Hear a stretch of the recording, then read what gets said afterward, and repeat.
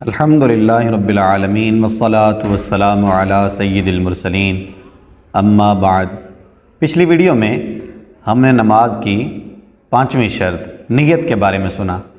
آج ہم نماز کی 6ٹھی شرط تکبیر تحریمہ کے بارے میں سنتے ہیں۔ اللہ تعالیٰ فرماتا ہے وَذَكَرَ اسْمَ رَبِّهِ فَصَلَّى، ترجمہ اپنے رب کا نام لے کر نماز پڑھی۔ اور احادیث اس بارے میں بہت ہیں کہ حضور اقدس صلی اللہ علیہ وسلم اللہ اکبر سے نماز شروع فرماتے۔ مسئلہ، نماز جنازہ میں تکبیر تحریمہ رکن ہے اور بقیہ نمازوں میں شرط ہے۔ مسئلہ، غیر نماز جنازہ میں یعنی نماز جنازہ کے علاوہ کسی بھی نماز میں اگر کوئی نجاست لیے ہوئے تکبیر تحریمہ باندھے اور اللہ اکبر ختم کرنے سے پہلے پھینک دے تو نماز منعقد ہو جائے گی۔ کوئی چیز ایسی تھی جیب میں یا ہاتھ میں یا کہیں پر بھی کہ جو ناپاک تھی اور یہ اس کو ہاتھ میں یا کہیں پر بھی لیے ہوئے تھا، اب اللہ اکبر کہنے شروع کیا اس نے، اللہ اکبر، بر کا را ختم ہونے سے پہلے اس نے وہ چیز پھینک دی تو نماز اس کی شروع ہو گئی۔ اور اگر ایسا نہیں کیا اور اللہ اکبر کہہ لیا اور وہ چیز نجاست والی اس کے پاس ہی تھی تو اس کی نماز شروع نہیں ہوگی۔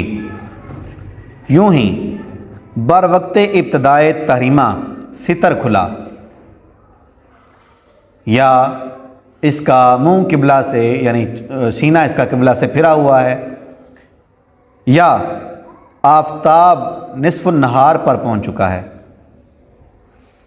جس کو ہم زوال کہتے ہیں کہ زوال پر پہنچ گیا ہے، زوال کا وقت شروع ہو چکا ہے، اور تکبیر سے فارغ ہونے سے پہلے عمل قلیل سے بہت تھوڑے عمل سے اس نے اپنا ستر ڈھانپ لیا یا قبلہ کی طرف آ گیا یا وہ جو زوال کا وقت تھا وہ ختم ہو گیا، اب اس کی نماز منعقد ہو جائے گی۔ یعنی اللہ اکبر کہنے سے پہلے اس نے سب کچھ کر لیا یا تو اس کی صورت میں اس کی نماز ہو جائے گی۔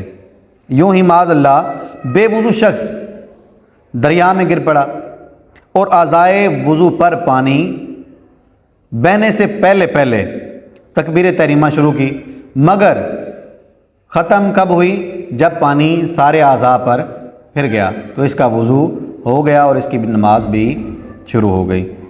مسئلہ، فرض کی تحریمہ پر نفل نماز کی بنا کر سکتا ہے۔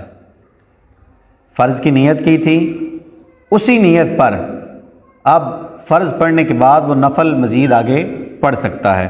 کیسے؟ مثلا عشاء کی 4 رکعتیں پڑھی، 4 رکعتوں کا بھی سلام نہیں پھیرا اور اٹھ کھڑا ہوا اور 2 سنتیں پڑھ لیں تو ایسا کر سکتا ہے، لیکن جان بوجھ کر ایسا کرنا یہ مکروہ ہے۔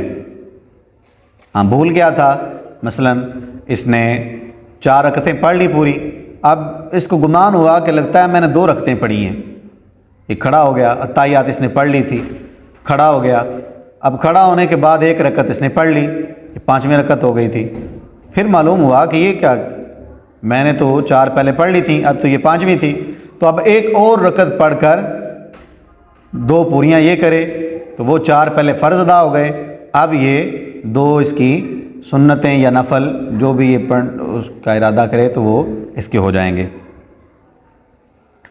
مسئلہ، ایک نفل پر دوسرے نفل کی بنا کر سکتا ہے اور ایک فرض کی دوسرے فرض یا نفل پر بنا نہیں ہو سکتی۔